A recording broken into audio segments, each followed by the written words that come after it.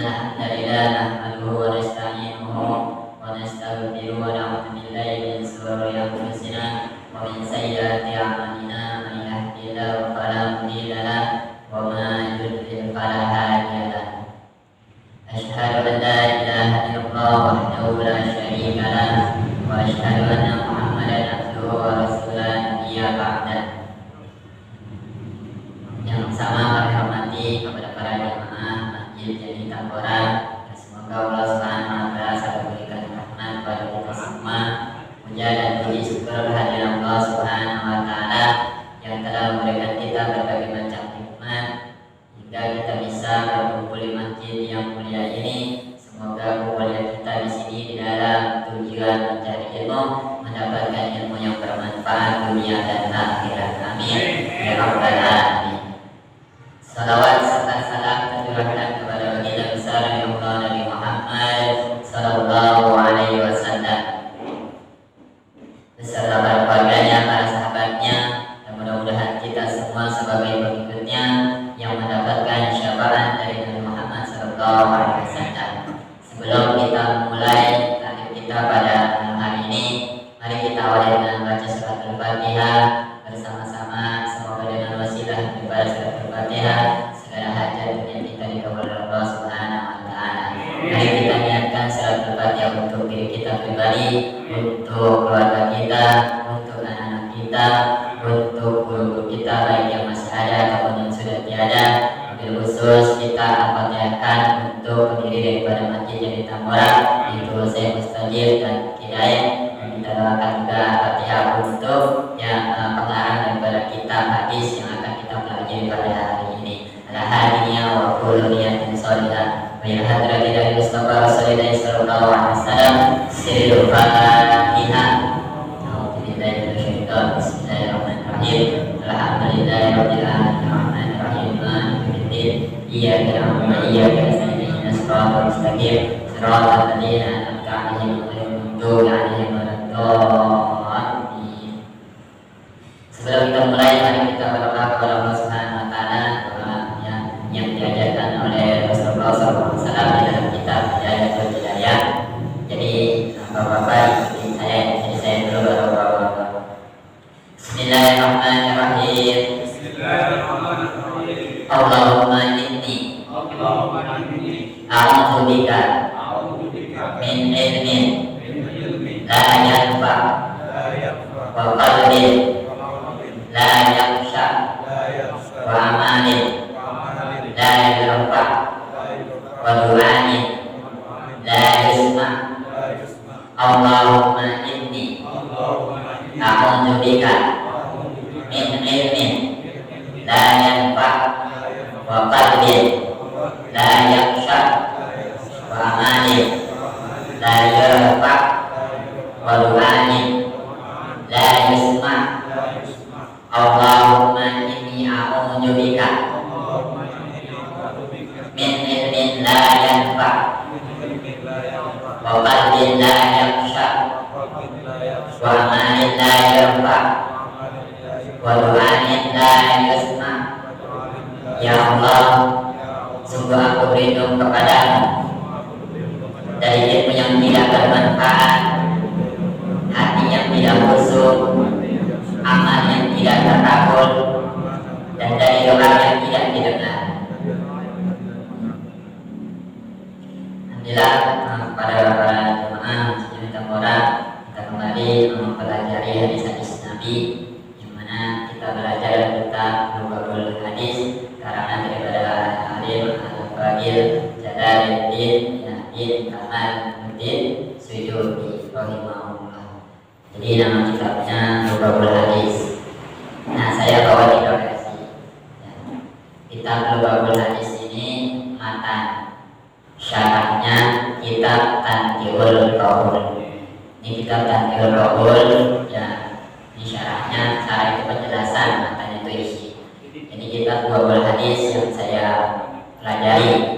Ini nanti apabila dari bapak-bapak ataupun yang lain mau ada yang punya silakan. Ada yang judul, ada yang Arab doang, ada yang Arab terjemah. Jadi masing-masing mempunyai kemampuan. Silakan mau yang judul silakan, mau yang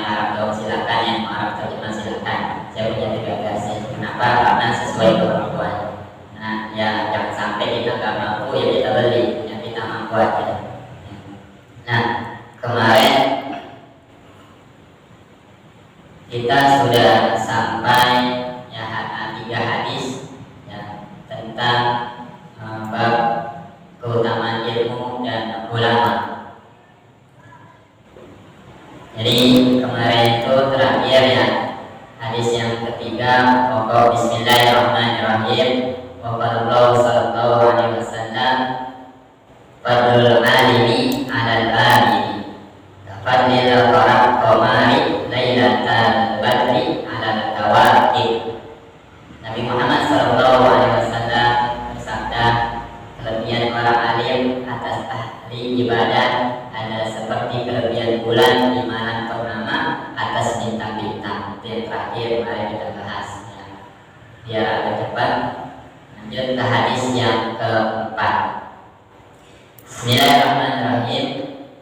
Wa qala sallallahu alaihi wasallam, Nabi Muhammad sallallahu alaihi wasallam bersabda, man intaqala liyata'allama ilman, barang siapa berpindah untuk belajar suatu ilmu, ghufira lahu qabla an yahtua, maka dosanya diampuni sebelum ia melangkah. Wa qala sallallahu alaihi wasallam, Nabi Muhammad bersabda, man intaqala liyata'allama ilman, barang siapa berpindah untuk belajar suatu ilmu, ghufira lahu qabla an yahtua,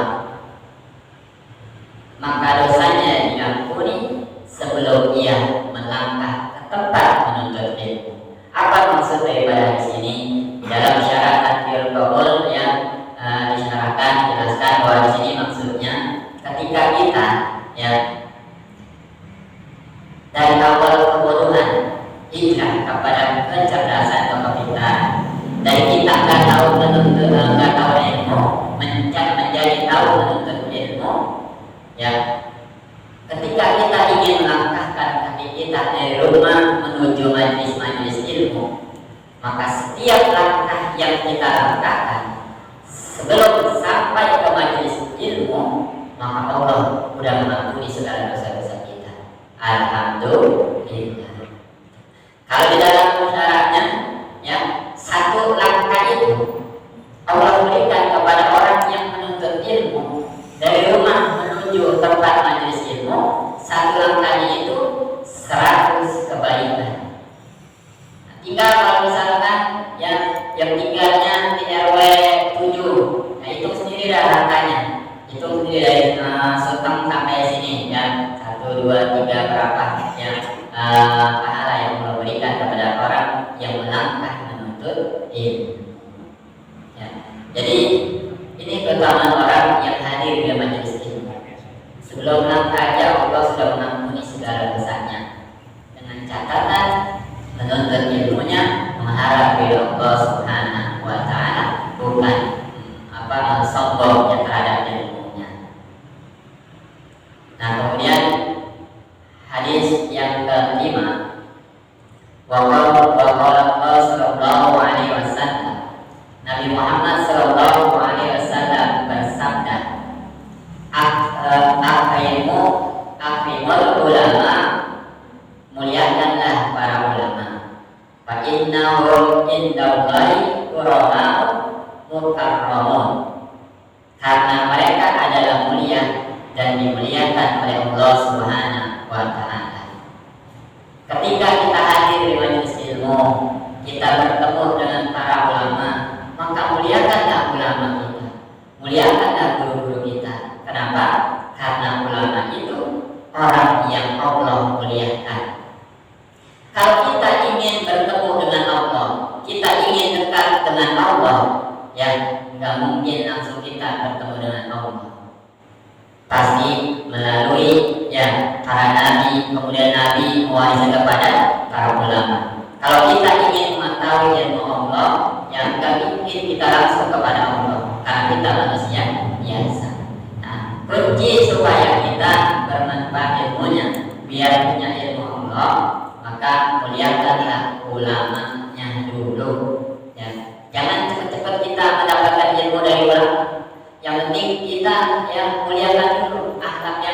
meniru kepada guru-guru kita.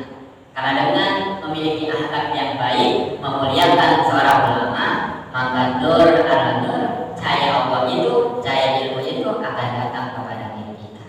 Jadi jangan sampai nih yang kemarin pertanyaannya ada yang menzalimi ulama, jangan sampai. Ya, kenapa? Karena orang-orang yang menzalimi ulama yang soleh, maka kemarin yang telah saya sampaikan akan mendapatkan 3 bencana dari Allah Subhanahu wa Ta'ala di dalam kitab Nasrul Iman. Apa? Yang pertama, Allah akan angkat keberkahannya. Gitu. Kalau kita menjadi ulama, kalau kita tidak memiliki akhlak yang baik terhadap ulama, ya maka Allah akan angkat keberkahan di dalam kehidupannya. Yang kerja, yang punya kedudukan, jabatan, Allah angkat, Allah hinakan. Yang kedua, kalau kita menjadi ulama, tidak memuliakan ulama yang baik, ya maka Allah datangkan pemimpin yang zalim. Maka Allah akan datangkan pemimpin yang zalim, yang bekerja, bosnya akan menzalimi diri kita. Di setiap pemerintahan dihadiri oleh pemerintah yang zalim pada rakyatnya. Kemudian ya di setiap lini kehidupan, kalau kita punya pemimpin, kalau kita menjauh dari ulama, kita tidak memuliakan ulama, maka Allah akan datangkan pemimpin yang zalim di dalam kehidupan sehari-harinya. Kemudian yang ketiga, yang Allah matikan di dalam yang mati yang buruk. Ini saya bawa kita story keliban yang terjemahannya itu. Di sini hadisnya yang ini biar bapak-bapak tahu. Saya di zaman ala ummati, suatu masa akan terjadi pada umatku. Yafiruna minal ulamai wal fuqaha. Semua melarikan diri dari ahli fikih. Fayak tarihimu kau bisalasi bariyah. Kemudian Allah Subhanahu wa Ta'ala akan menimpakan 3 bencana kepada mereka. Ula'a yarfa'ullahul barakah. Yang pertama, hilangnya keberkahan hasil usaha atau pencariannya, diangkat keberkahannya. Yang kedua, min kasbihim wasaniyatu yusallitullahu ta'ala alaihim sultanan zaliman. Dikuasai oleh penguasa yang zalim. Yang ketiga, wasanisatu yakhrujuna minad dunya bi ghairi iman. Keluar dari alam dunia atau mati dalam keadaan tidak membawa iman. Nauzubillah min dzalik. Ulama itu seperti apa sih? Yang kalau dalam kitab Nasrul Iman yang ada kriteria ulama. Ada 3 kriteria ulama. Yang pertama, ada ulama yang ahli tentang hukum-hukum Allah. Seperti misalkan yang ahli ilmu fikih, ya, itu ulama disebutnya. Kalau dia udah ahli fikih, maka disebut dengan ulama. Yang kedua, ada ulama yang ahli tentang ya, kebesaran-kebesaran Allah, tentang sifat-sifat Allah. Ulama yang ahli tauhid atau ahli akidah. Ini disebut ulama. Ada yang kriteria ulama yang ketiga nih, ya. Ada ulama yang ahli fikih dan ahli tauhid. Nah, ini ada yang tiga-tiganya menguasai yang ketiga ini. Nah, itulah ya kriteria ulama, ya, kriteria ulama. Nah, apa sih yang hikmahnya kita hadir di majelis ilmu, kemudian mendengarkan kalam ulama, mendengarkan apa yang disampaikan ulama, ya. Kalau dalam kitab Nasrul Iman, ya, sini ada itu bimujalasatil ulamai wastimai kalamil hukama. Hendaklah kamu duduk dengan ulama dan bersaksi pembicaraannya. Mereka yang bermutu, yang ketika hadir majelis ilmu, kalau ilmu kita mau bermanfaat, maka duduk dengarkan apa yang disampaikan oleh guru-guru kita dengan khusyuk. Pikirannya jangan kemana-mana, fokus apa yang disampaikan oleh guru-guru kita. Kemudian fa inna Allah ta'ala yuhyil qalbal mayyita binuril hikmah. Karena sesungguhnya Allah Subhanahu wa taala menghidupkan hati yang keras dengan cahaya hikmah. Ketika kita yang belum menuntut ilmu, hati kita keras seperti yang tanah yang gersang. Tapi ketika kita menghadiri majelis ilmu, maka kita mulai hati yang gersang itu terbuka menjadi yang cahaya hikmah. Dimaksudnya oleh ulama, kalangan ulama yang cahaya hikmah, kalbu yang bersih. Ya. Nah, kemudian karena yuhyil ardal maitata bima'il matari, sebagaimana tanah yang gersang dapat menjadi subur karena air hujan. Diperumpamakan kalau kita hadir majelis ilmu, ya kita ketemu sama ulama yang saleh, kemudian mendengarkan kalam ulama, diperumpamakan itu kita seperti hati kita yang gersang. Kalau kita sedang gersang, hati kita sedang keruh, punya penyakit hati, maka duduk di majelis ilmu, maka guru-guru kita diibaratkan seperti yang hujan yang menurunkan atau yang menjadikan tanah yang gersang menjadi yang baik tanah yang gersang tersebut. Nah, itu diperumpamakan kalau kita hadir di majelis ilmu yang ulama soleh. Kalau saya belum termasuk, masih banyak dosa-dosa yang tertutupi, yang tersita. Jadi kalau misalkan ngaji sama saya, jangan lihat sayanya, tapi lihat apa yang saya sampaikan. Yang saya sampaikan itu dari para ulama. Kalau lihat sayanya nggak benar. Ya, ada pepatah Arab ini, unzur maqala wa la tanzur man qala. Jangan lihat siapa yang berbicara. Yang berbicara ini saya nih, kecil orangnya, yang begitu ngeselin, hidup lagi. Tapi wa la tanzur man qala. Lihat apa yang saya sampaikan. Yang saya sampaikan adalah hadis-hadis Nabi Muhammad SAW. Itu tentang ulama. Ya. Kemudian itu hadis berapa tadi? 5. Kemudian yang ke-6 ya. Wa qala sallallahu alaihi wasallam. Nabi Muhammad sallallahu alaihi wasallam bersabda, "Man nazara ila wajhil alimi nazaratan fabariha biha fala qawlahu ta'ala." Nabi Muhammad sallallahu alaihi wasallam bersabda, barang siapa memandang kepada wajah orang alim dengan sekali pandang, maka Allah Subhanahu wa taala min tilka nazrati malakan yastaghfiru lahu ila yaumil qiyamah. Ya, maka Allah Subhanahu wa taala menciptakan dari pandangan itu seorang malaikat yang memohonkan ampunan baginya hingga hari kiamat.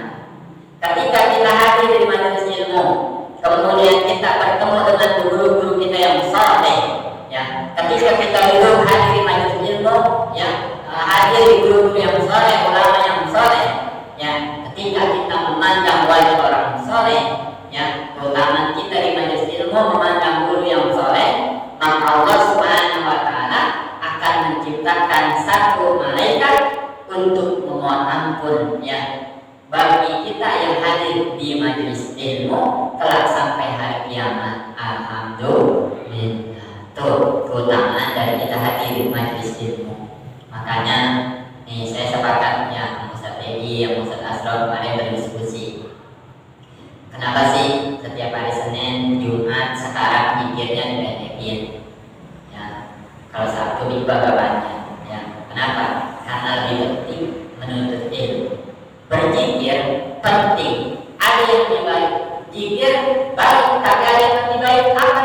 Menuntut ilmu. Zikir tanpa disertai dengan ilmu, maka yang hadir setan. Tapi manakala kita berzikir kemudian disertai dengan ilmu, maka yang hadir adalah yang bercahaya ilahi, yang merubah kalbu hati kita yang kotor menjadi memiliki kolbu yang bersih. Makanya ini biar jamaah tahu, ya, supaya nanti biar tahu kenapa kok dipercepat ya zikirnya, karena kita lebih penting majelis ilmu. Bahkan ya ketika ada majelis zikir, kemudian ada majelis ilmu, ya, itu malaikat datang hadir ke majelis zikir, malaikat hadir datang ke majelis ilmu. Tapi ada yang terbaik di sini, ya, malaikat yang hadir di majelis ilmu lah yang banyak dihadiri oleh malaikat. Masya Allah, tuh, yang zikir baik, tapi ada yang lebih baik. Bukan berarti nggak boleh berzikir, yang salah, jangan paham yang salah, yang awal, yang jadi, jangan paham yang salah. Ya, zikir baik, tapi ada yang lebih baik. Ya. Nah, kemudian hadis yang ke-7.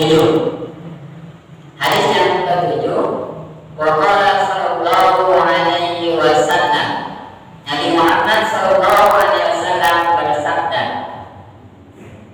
man akrama aliman faqad akramani.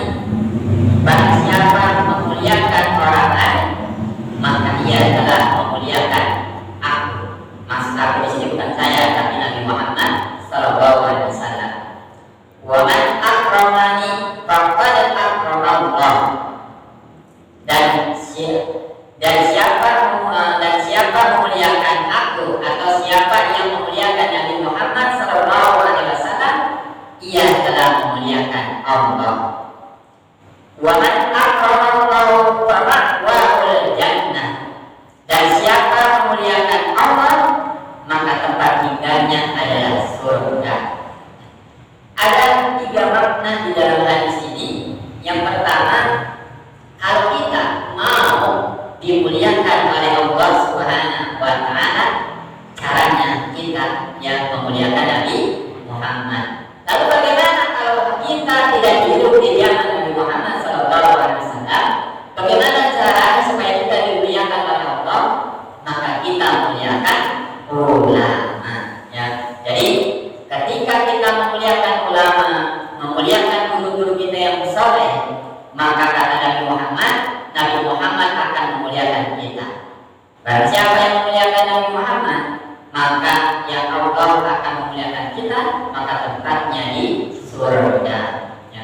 Jadi kalau kita memuliakan ulama, itu utamanya. Ya, kita dimuliakan oleh Nabi, kita dimuliakan oleh Allah Subhanahu wa taala. Jangan sampai kita itu jauh dari ulama. Ya. Jangan. Ya. Kalau misalnya kita jauh dari ulama, belajar sendiri, maka yang gurunya adalah syaitan. Nauzubillah min dzalik. Ya. Kemudian hadis yang ke-8, wa qala sallallahu alaihi wasallam, Nabi Muhammad sallallahu alaihi wasallam bersabda, naumul alimi afdal. Naumul alimi, tidurnya orang alim, afdal, lebih baik, min ibadatil jahil, daripada ibadah orang bodoh.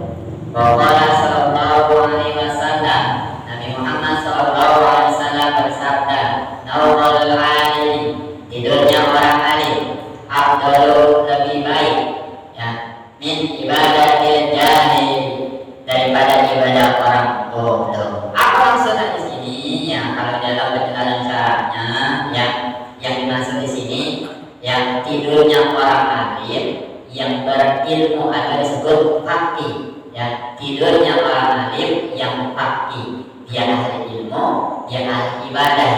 Ya, itu lebih baik. Yang dimaksud dari ibadah orang bodoh itu, dia beribadah tanpa disertai dengan ilmu. Sama hadis yang ketiga kemarin tuh, ya, orang yang faqih, ketika ada satu orang yang faqih, kemudian ada 1000 orang ahli ibadah, maka lebih mudah setan menggoda 1000 ahli ibadah dibanding satu orang faqih. Ya. Orang faqih itu sulit digoda oleh setan. Ada satu kisah, ya, kita zaman Rasulullah sallallahu alaihi wasallam. Rasul berada di masjid, tiba-tiba ada ada setan yang biasa menggoda orang sholat ya. Tapi setan ini nggak mau masuk, maunya di tempat itu aja. Rasul nanya, tak ya, kenapa kamu masuk? Saya takut sama yang tidur. Jadi di masjid itu ada orang yang sholat, ada orang yang tidur. Misalkan kalau ada orang yang sholat, yang sholat, ya, Nabi bertanya kenapa kok nggak mau masuk ke orang yang sholat? Apa jawab setan? Ya, kalau saya masuk menggoda orang yang sedang sholat, saya khawatirkan yang tidur, yang pagi ini bangun, kemudian yang mengoreksi sholat yang salah atau yang kurang. Nah, jadi itu kisah singkat, artinya apa? Ya, setan itu takut sama orang yang pagi. Walaupun misalkan kita belum banyak menghafal Quran, banyak menghafal hadis, yang terpenting kita udah duduk di majelis ilmu, itu udah termasuk orang yang pagi. Insya Allah kita jauh yang tergoda dari godaan setan. Ada 2 hadis lagi ya, karena 10 hadis, tapi saya sering dulu dengan